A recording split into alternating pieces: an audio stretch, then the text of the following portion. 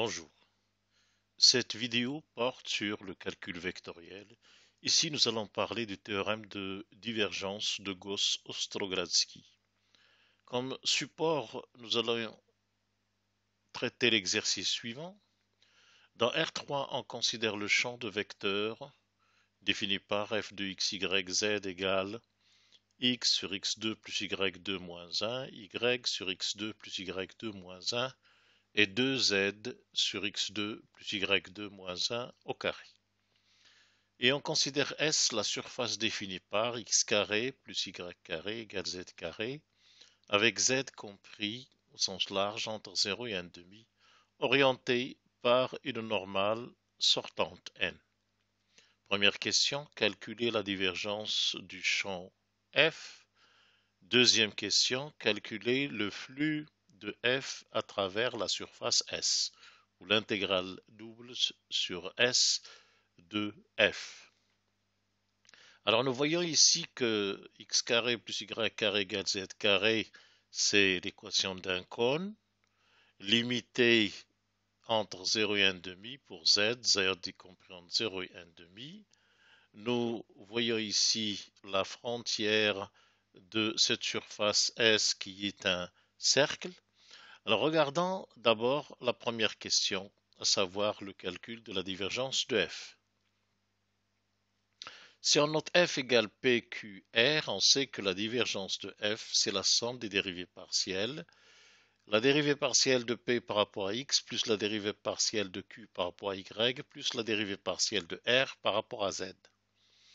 Ici, nous avons P égale X sur X2 plus Y2 moins 1, Q égale Y sur X2 plus Y2 moins 1, et R égale 2Z sur X2 plus Y2 moins 1 au carré. La dérivée partielle première de P par rapport à X s'obtient en dérivant ce rapport.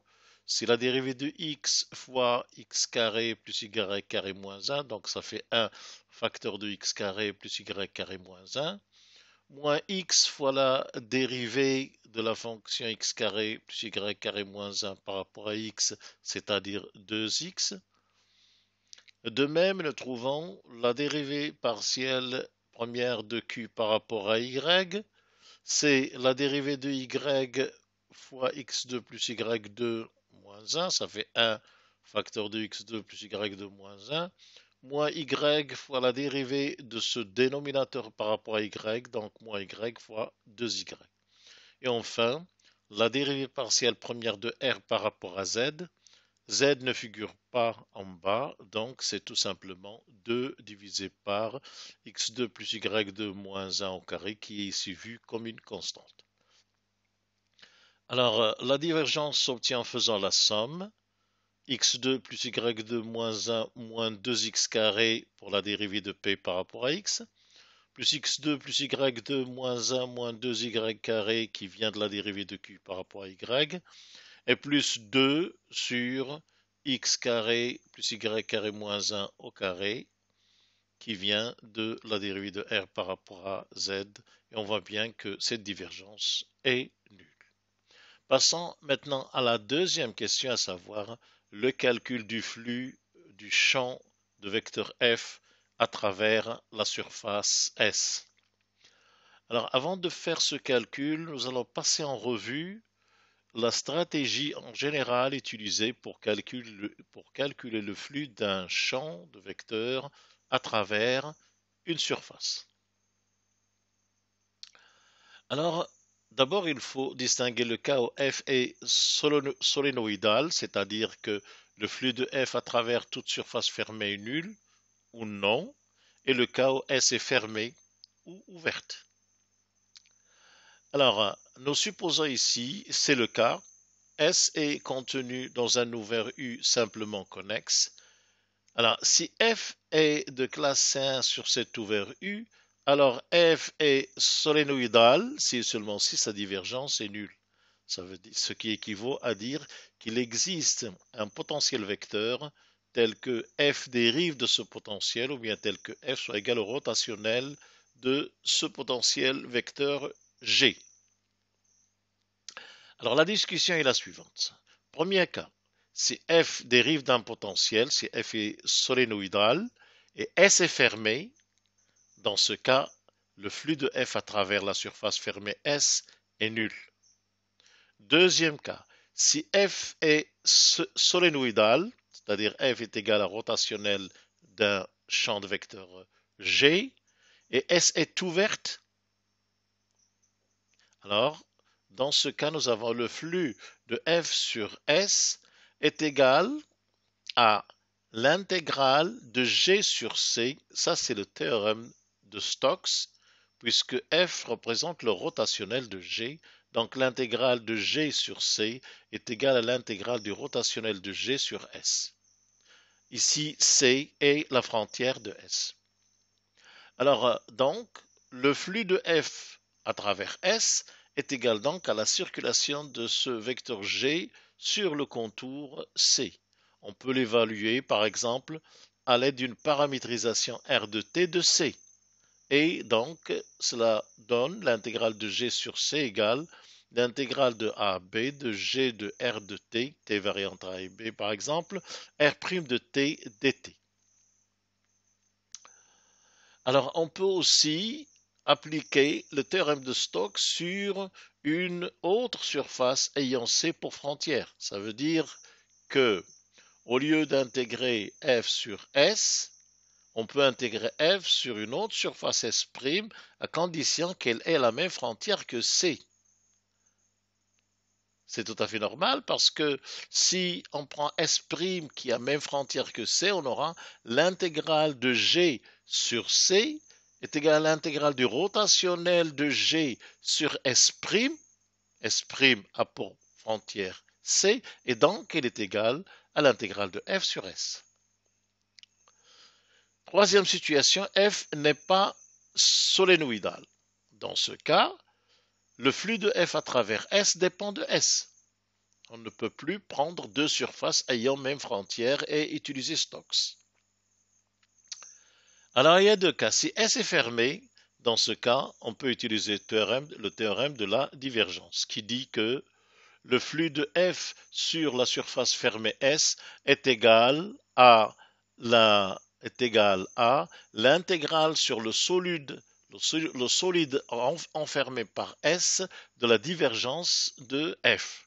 Nabla, scalaire F, désigne la divergence du champ F. Et ici, on intègre sur un solide oméga. Oméga est un solide ayant pour frontière S, situé donc à l'intérieur de S. Deuxième cas, si S est ouverte. Alors, pour calculer le flux de F à travers S, on peut par exemple paramétrer S par une fonction f de uv égale x de uv, y de uv, z de uv, uv décrivant un ensemble T, et calculer l'intégrale de surface par la méthode intégrale de f sur S égale intégrale de grand F de petit f de uv, dérivée partielle de f par rapport à u vectorielle, la dérivée partielle de f par rapport à v, du dv sur t. Alors f indice u croix f indice v représente le produit vectoriel des dérivés des vecteurs f, puisque petit f ici, petit f de uv est un vecteur. Alors, la deuxième façon de faire est de, lorsque S est ouverte, est de fermer S par une surface S' et appliquer le théorème de la divergence. Alors, notons que la différence entre le cas où F est solénoïdal, où on applique le théorème de la divergence, ici, où on applique le théorème de Stokes, ici, il faudra déterminer G, tel que F égale rotationnel de G. Alors que dans la dernière méthode, où on ferme S par une surface S', on applique le théorème de la divergence. Ici, dans notre cas, nous connaissons la divergence du champ qu'on a calculé à la première question et qui est nulle.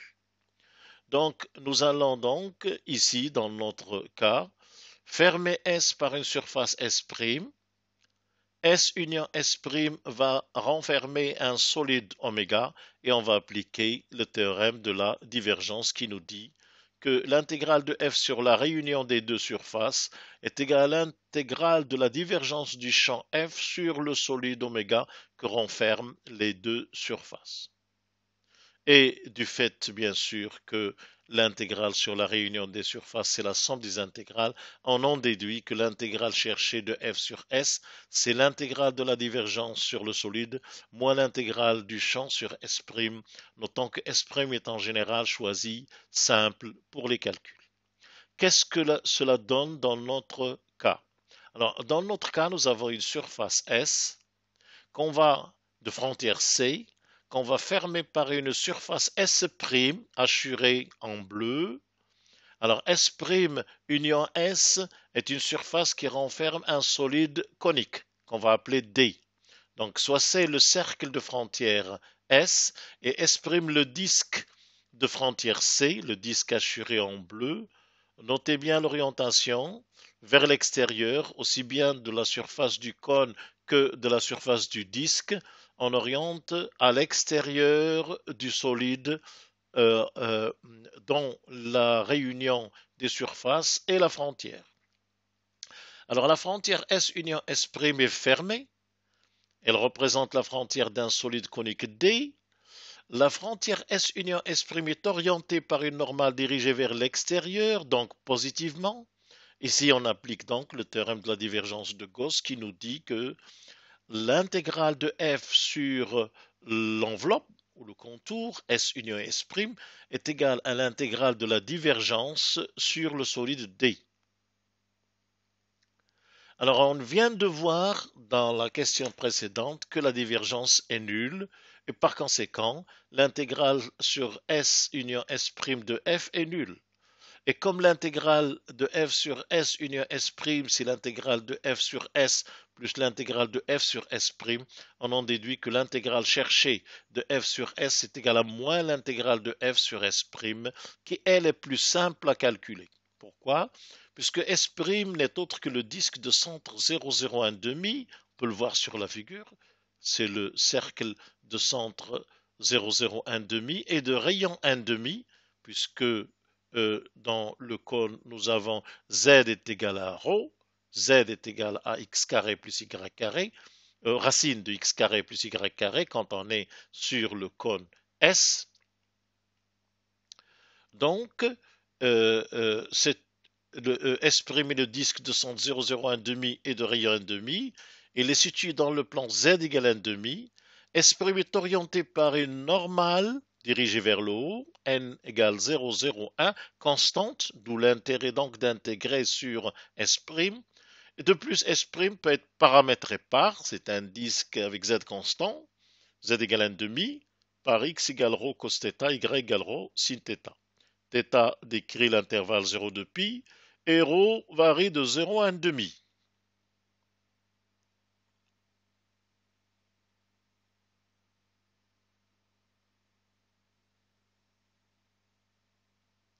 Et ρ varie de 0 à 1,5 quand on est sur le disque naturellement. Bien, alors dans ce cas, l'élément de surface des sigma représente ρ d dθ en coordonnées polaires. Et lorsqu'on est sur S', le champ est égal à x sur x carré plus y carré moins 1, c'est ρ au carré moins 1, y sur ρ au carré moins 1, et 2z, c'est 2 fois 1,5 sur ρ au carré moins 1. Ce qui est essentiel à remarquer ici, c'est que nous allons faire le produit scalaire de f par le vecteur n, et donc nous n'avons besoin que de la troisième composante de f. Ce produit scalaire vaut donc 2 fois 1,5 sur ρ au carré moins 1 au carré. Et donc, l'intégrale de f sur f' est égale à l'intégrale de 0 pour θ, ça va varier de 0 à 2 pi, ρ va varier de 0 à 1,5, et donc ça nous donne ρ dθ sur ρ au carré moins 1 au carré. Alors l'intégrale de 0 à 2 pi dθ c'est 2 pi. L'intégrale de ρ sur ρ au carré moins 1 au carré, on peut l'écrire 1,5 fois l'intégrale de 0 à 1 demi de rho au carré moins 1 puissance moins 1 demi fois la dérivée de rho au carré de rho. Le 2 compense le 1 demi. Et donc, on intègre, ça va donner pi. Alors, une primitive de rho au carré moins 1 puissance moins 2 fois 2 rho, c'est moins rho au carré moins 1 puissance moins 1, le tout à prendre entre 0 et 1 demi, et tout calcul fait, on trouve pi sur 3. Et donc l'intégrale cherchée, à savoir l'intégrale de f sur s, c'est moins l'intégrale de f sur s', c'est-à-dire moins pi sur 3. Je vous remercie.